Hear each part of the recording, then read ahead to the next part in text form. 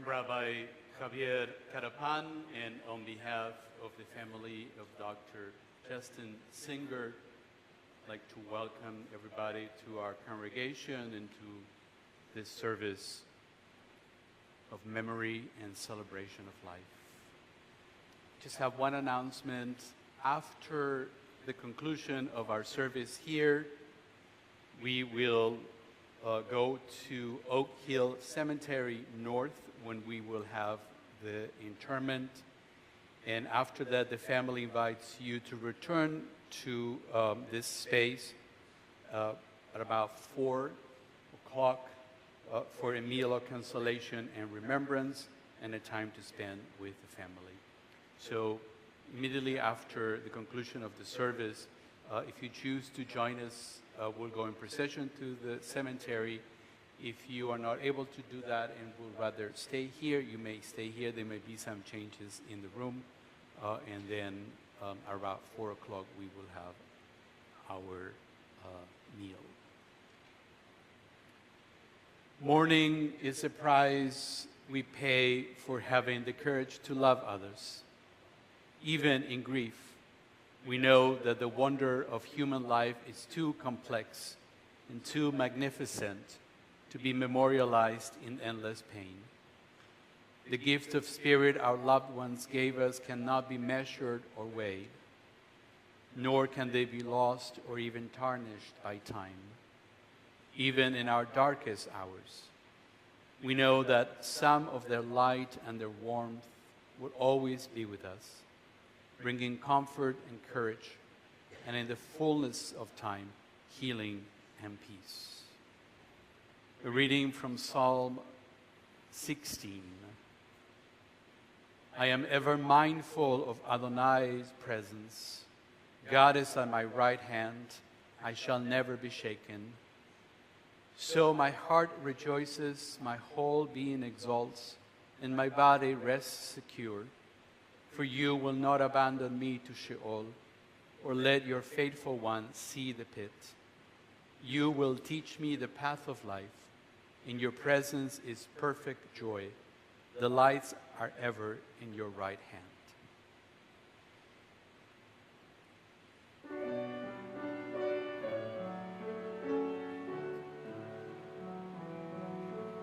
Shiviti Adonai lenegdi tamid, ki mimini ba'al lemor.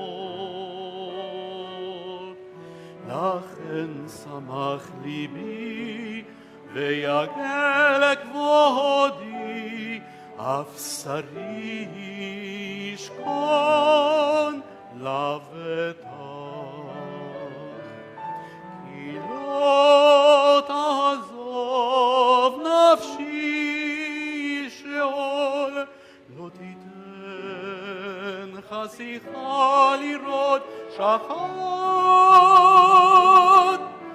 תותני אור החיים,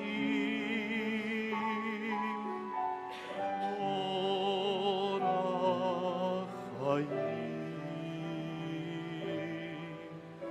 סובב שמחות את פניך, נעימות בימינך נצח. שיוויתי אדוני לנגדי תמיד, כי מימיני בא אמור.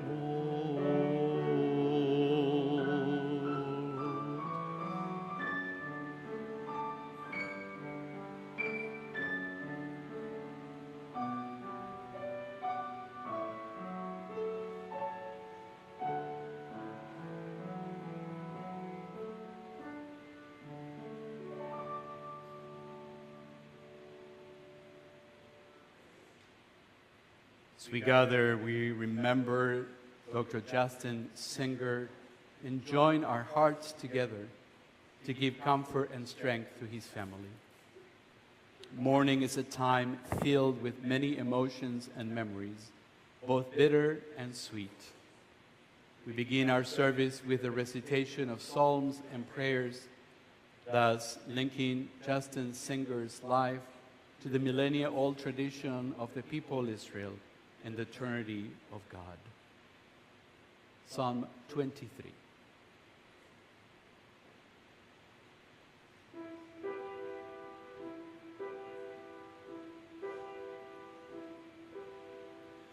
Adonai roi lo echsar mine odes sheyarbitzei al mei menuchot yenach aleini nafshi yeshover anar v'magelei tzedek yalecheini magelei tzedek leman shemo God kielei vega elei mavet lo irara ki ata imani shiftecha umin shartecha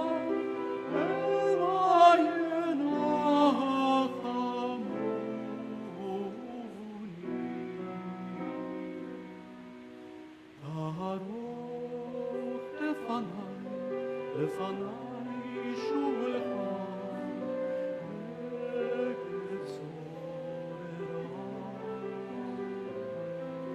נשענת על השמן כוסי רוויה אך בחסד ירדפו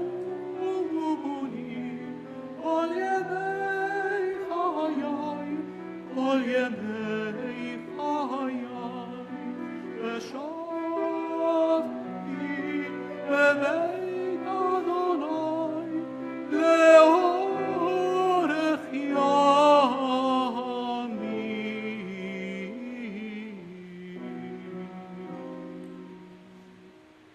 אדוני רואי לא אחסר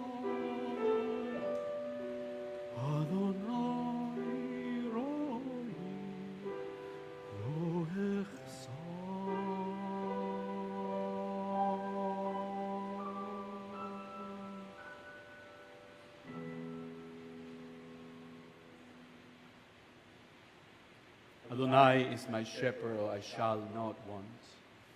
God makes me lie down in green pastures, leads me beside still waters, and restores my soul. You lead me in right path for the sake of your name. Even when I walk in the valley of the shadow of death, I shall fear no evil, for you are with me. Your rod and your staff, they comfort me. You have set a table before me in the presence of my enemies. You have anointed my head with oil.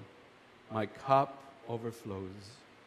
Surely goodness and mercy shall follow me all the days of my life, and I shall dwell in the house of God forever.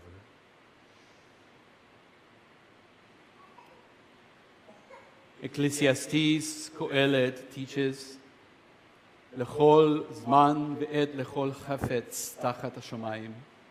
There is a time for everything, a time for every experience under heaven, a time for being born and a time for dying, a time for planting and a time for uprooting the planted, a time for wailing and a time for dancing, a time for seeking and a time for losing, a time for silence and a time for speaking. and our time has come now. In just a moment, we will hear about the life of Dr. Justin Singer. First, music.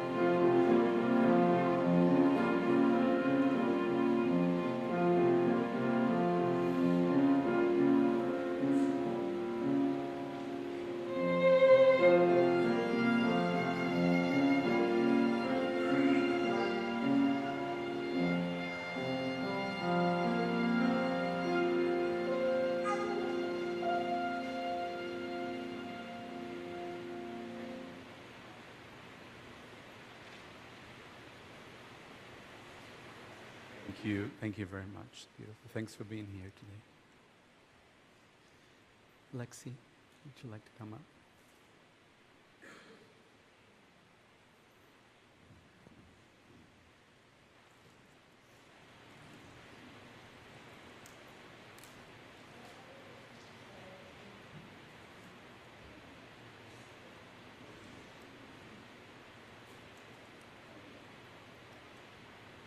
Hello? Okay. To start, I would just like to say I never thought that my first funeral would be my dad's. I don't want to talk about the things that I'm going to miss. I want to talk about the things that happened. My dad has influenced me so much in my life. Whenever I look at him in the mirror, I see him, I feel him, and I remember him.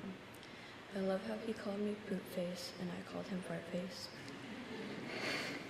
I love how when he would drop me off at school, he would tell me how he loves me and to grow my brain. I love his obsession with Starbucks. I love how he watched every football game he could. I love how he was a die-hard Adam Sandler fan. I love how he was so passionate about being a neurosurgeon. I love how all of his accolades made him so happy. I love how every room he walked into, he set the mood. Some of my favorite memories of him when I was up on the bima at my bat mitzvah, when he danced with me at my bat mitzvah, when he took us to the Bahamas, Puerto Rico, Mexico, Florida, New York, Hilton Head, Washington, and so many other fun trips. He encouraged me to be my best self and take risks. He loved us so much and dedicated his entire life towards his family and friends and career. He accomplished so much in his short life. He did everything for his kids, always trying to be the best, healthiest version of himself so he could be with us longer. I am very proud of my dad, and I will always look up to him and be inspired by how smart, funny, cool, amazing, and strong he was. Thank you everyone for coming and supporting me and all of my family this afternoon. I love you, Dad, and I forever will.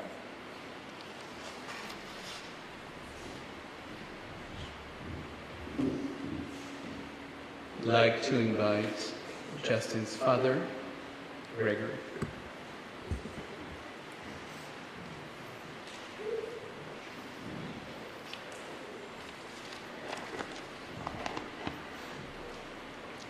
A life well lived.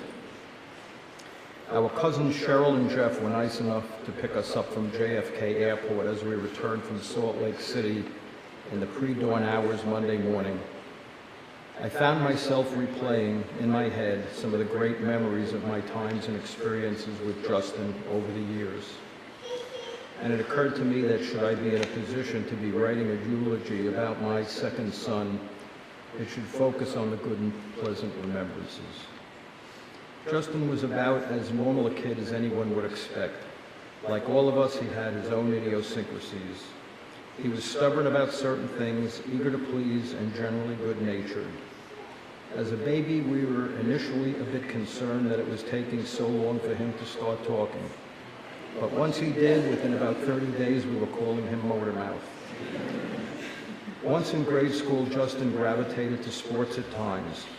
In first grade, he wanted to play baseball, and he really liked that. I helped out a bit, but there were two other fathers, Barry and Barney, that were neighbors and friends.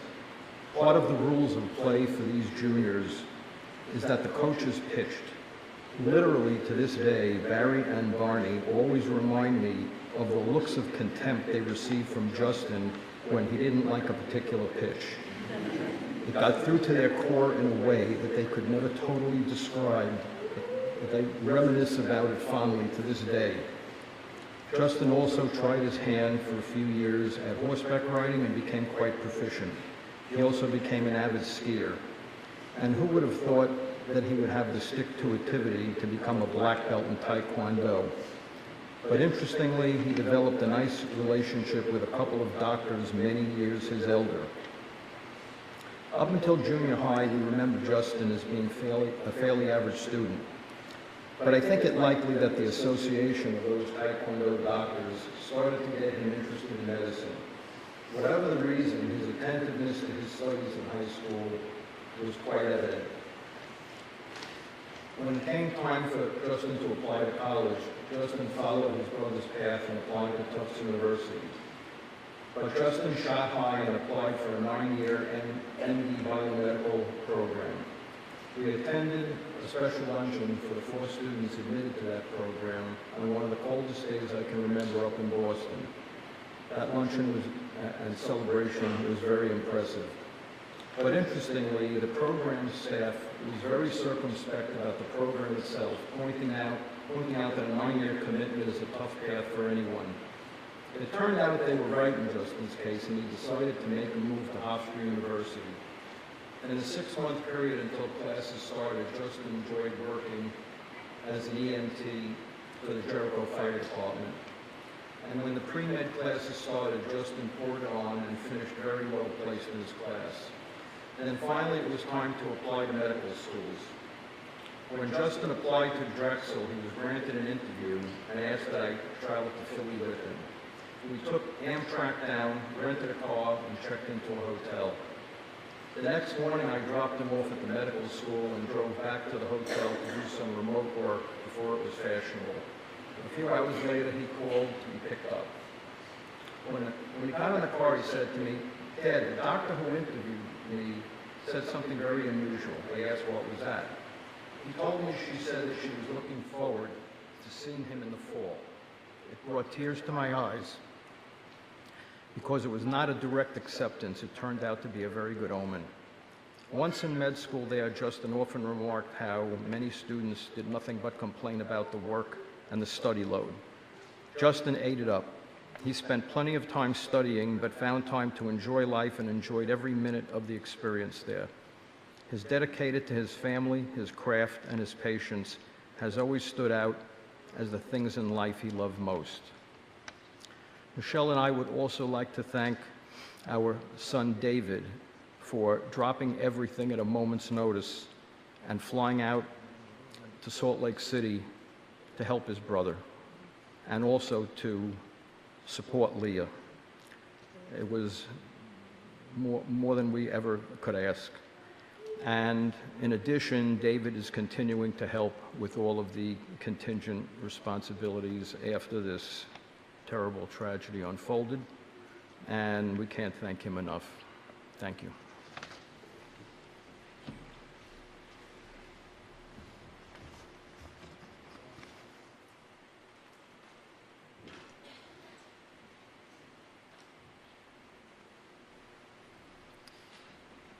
If you can't tell by my likeness, Justin's brother. My memory's been traumatized and is failing me over the last few days. I really have been struggling to retrieve so many of the amazing times and memories that I know I've had with Justin and what we've shared. But there's a theme or emotion that I get from the most recent memories, and that emotion is pride. The pride that I feel when I read a story about a patient that Justin saved. A pride from reading the so many posts online from his patients, responding to and sharing how he impacted their life. And the pride that I felt watching Justin and his beautiful family, and the family and everything that they've built as we celebrated Lexi's bat mitzvah 8 years ago. But since I can't access further back in my mind, today I feel like sharing a bizarre, even quirky, special power that Justin and I have always shared. You see, ever since we were little, we've had a nonverbal way of communicating with each other. Not talking about a wink or a nod. It was more like an osmosis. Not supernatural, but maybe something special that's shared between siblings. Maybe he would get hurt, and I'd feel a twinge in my arm. Or maybe he'd be having a bad day, and I'd just be sad. I know you all must be thinking that this is a bit far-fetched and I'm embellishing, but I have proof. More often than not, this osmosis manifested itself in how we dressed. I wasn't as good of a dresser as him. But as little kids, we would finish breakfast and run and get dressed in our rooms, only to find ourselves exiting our respective rooms in the same outfit. We'd exit different dorm rooms wearing the same shirt. And later, as adults, living thousands of miles apart, we'd show up at a family vacation wearing the same shorts and shirt to dinner. Heck, just 7 months ago, we showed up at our cousin Sam and Emily's wedding wearing nearly identical black and red tuxedo jackets. I didn't need this special power to know how happy Justin was over the last few years. He would just tell me using those words. Leah and I are so happy, as he reflected on his most recent travel adventure. Or we are so happy as he reflected on the beautiful home that he built with Leah and the kids. Now, I wouldn't be a good brother if I didn't try to embarrass him a little bit. Justin had an obsession, and it was an obsession with tape. It really didn't matter what type of tape. Sometimes it was Scotch tape, sometimes it was masking tape, sometimes it was duct tape. I think in more recent years it was medical tape. As an infant or a toddler, you'd find him sucking his thumb with one hand and playing with his diaper tape on the other. On, off, on, off. I think you can imagine that image. As an older child, he'd abscond with a box of tape from our dad's office, and we'd find these swords of tape that are rolled up around the house. We haven't seen each other as often as we wished in recent years, but let me tell you what I found this past week in Grand Rapids. A roll of tape on his desk, 2 rolls of tape in his car, a roll of tape in each of his backpacks, and I can go on. I tell you this because it's a sign. It's a sign of how you might be able to access your special power of communicating with Justin. You just take some tape and begin to roll it through your fingers. And I promise that if you can't speak to Justin, it's still rather cathartic.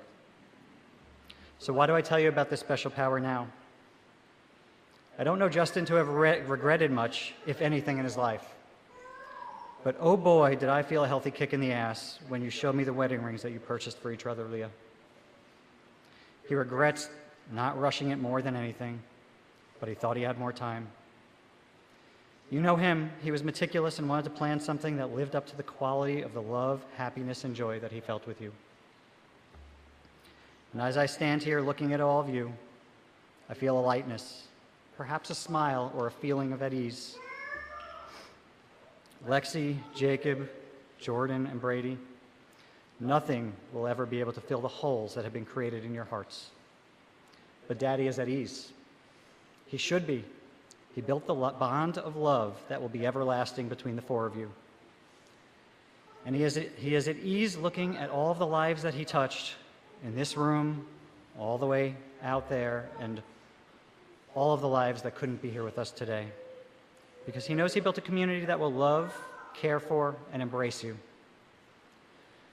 So as you start each day, remember that it's okay to miss Dad. We all will.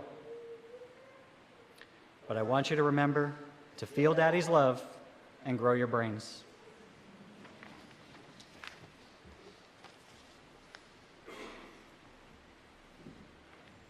Thank you. Leah, would you come up?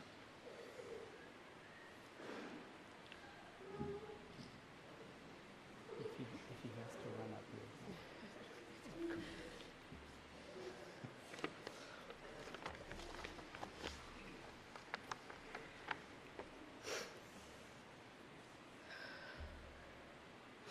Thanks for being here. I called him Jay, and I loved him to the absolute maximum capacity of what any one human can love another.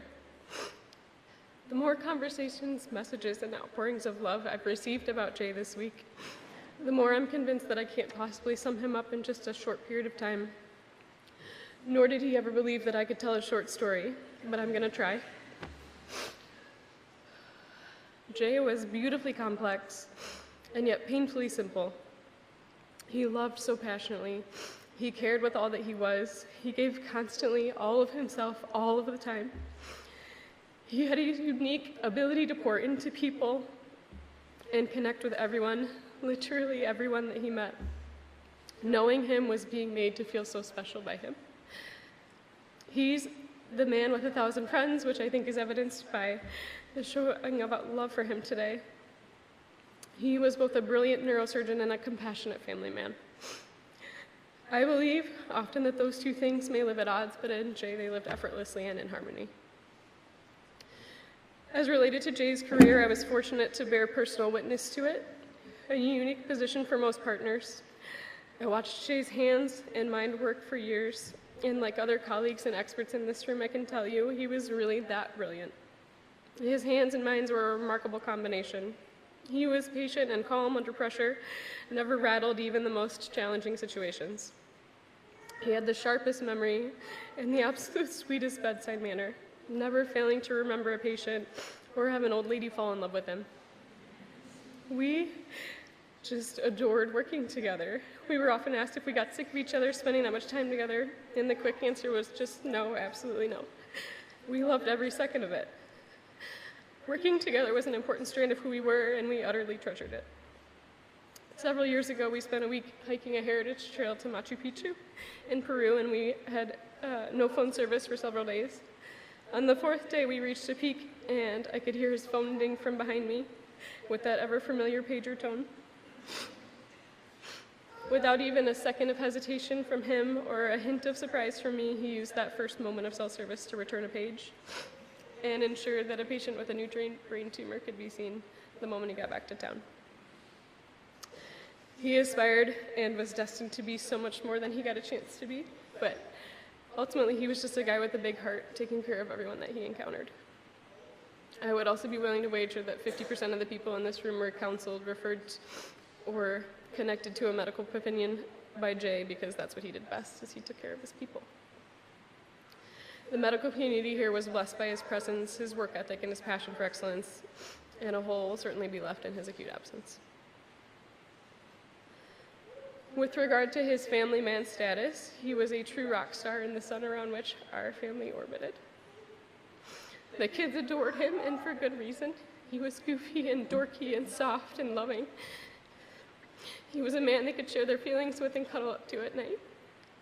He told dumb jokes and said stupid things like, broccoli makes your armpit hair grow. But he cared so deeply for their well-being and growth, sending them off to school each morning with what Lexi shared his tagline, grow your brain. The kids just really loved and hated that.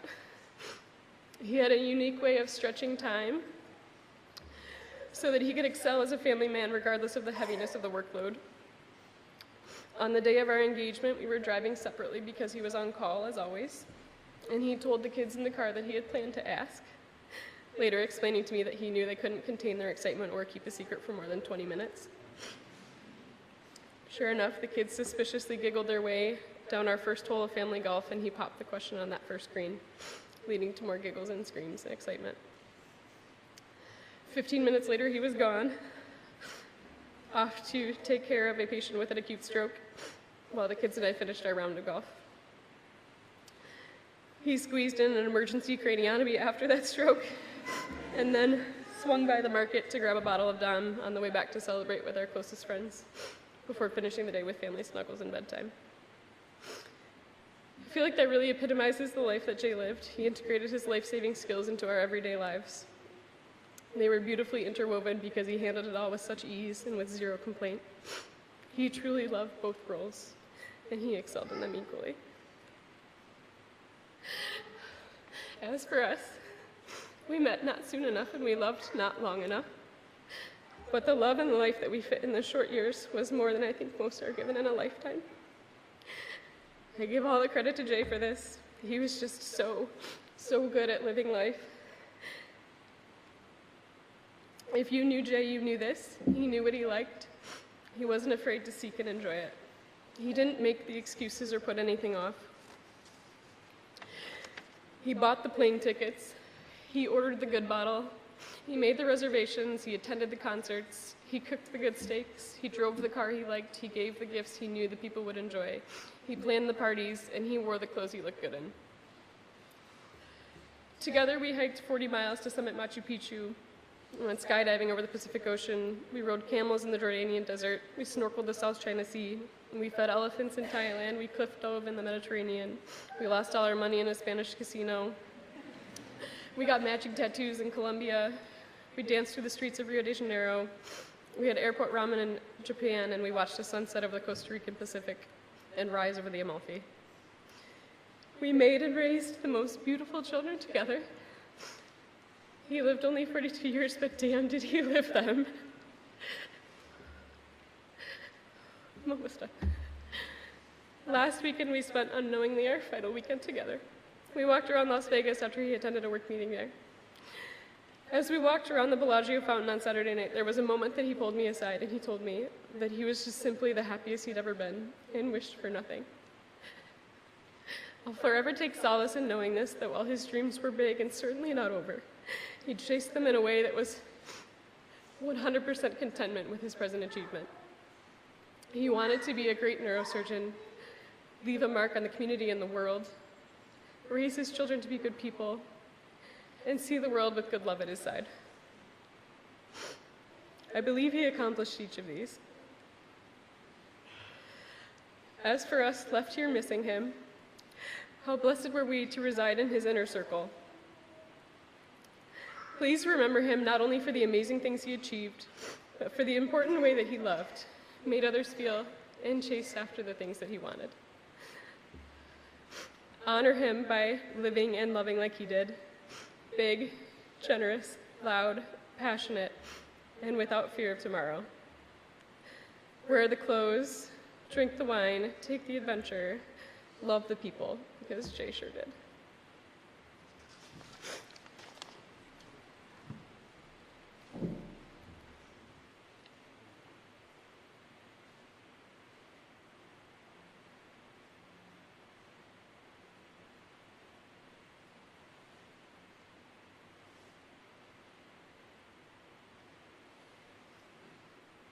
Can there be a lament greater than for a young life lost?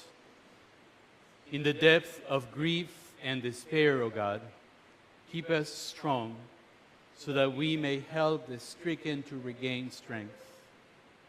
Help us to support them as they may help to support each other, and as they ask the inevitable questions.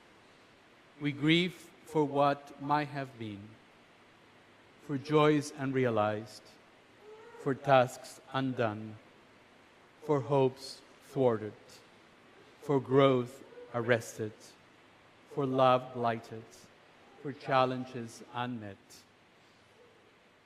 Help us to bring consolation to the bereaved. Help us to raise them from the depth of sorrow, slowly, lovingly. Help us to lead them from the night of desolation to the dawn of another day. Then the memory of their beloved, the memory of Dr. Justin Singer, can return gently, peacefully to their hearts. May his memory live among them, even in their grief, instructing them in the ways of living and helping all of us to find meaning in the mystery of eternal life. We invite you to stand, if you are able, for the memorial prayer, El Maleh Rachamim.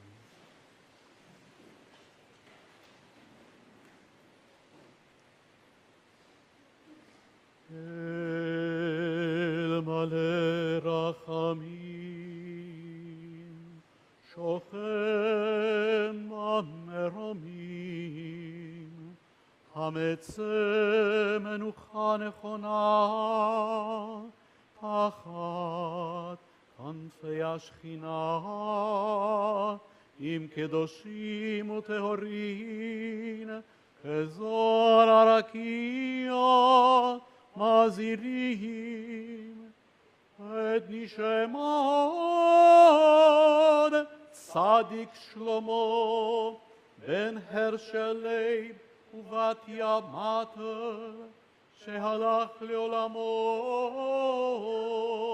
Baal Rachamim, Yastireu, Beseter Kenafaf Leolamim, Vitzror Achayim Et Nishmato, Adonai Hu Nachalato, Ve'yanuach V'shalom Al Mishkavo, Ve'nomar Amen.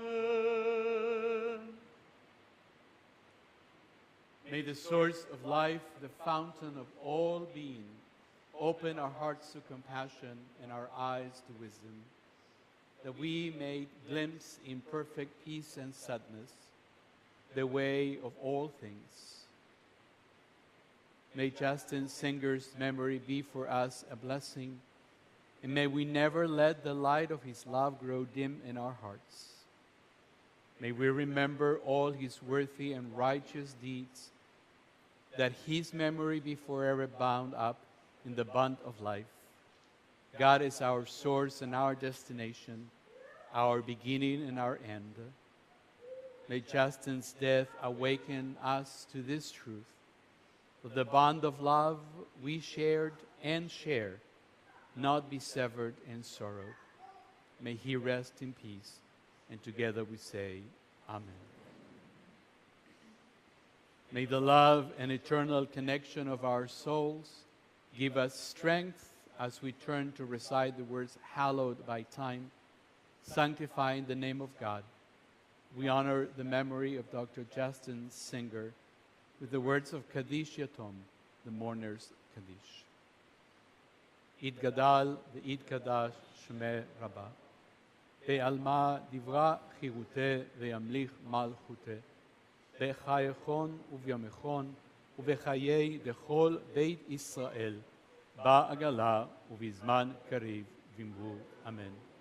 יהי שמי רבה מברך, לעולם ולעלמי עלמיה, יתברך וישתבח ויתפאר ויתרומם ויתנשא, ויתהדר ויתעלה ויתהלל, שמי דקודשה בריחו, לאלה מן כל ברכתה ושירתה, תושבחתה ונחמתה, דע אמירם בלמה ואמרו אמן. יהי שלמה רבה מן שמיה, וחיים עלינו ועל כל ישראל ואמרו אמן. עושה שלום ממרומיו, הוא יעשה שלום עלינו ועל כל ישראל ואמרו אמן. May the Holy One of blessings, from whom all things come and to whom all things return, give us light and peace on this day of grief and mourning, and may our service of memory for Dr. Justin Singer bring comfort and strength to all. You may take a seat. Would like to invite our funeral director to come forward.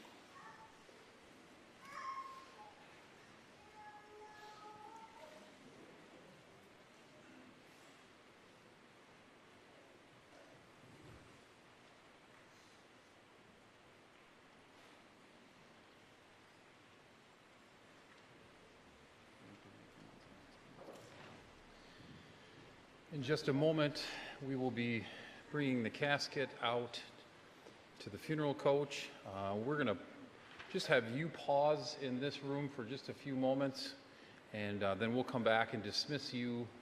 Those of you that will be going to the cemetery, we'd ask that you will make your way to your cars as soon as you can. It'd be helpful also if you make sure your headlights are on, maybe even your flashers. We do have the right-of-way when we are driving, but please take caution because not everyone knows all the rules. So if somebody wants to cut through, just let them cut through. It's going to be okay. But we'll make our way to Oak Hill Cemetery for our committal service there, and then be returning back here for the open house, 4 to 6:30. Thank you. Invite you to stand.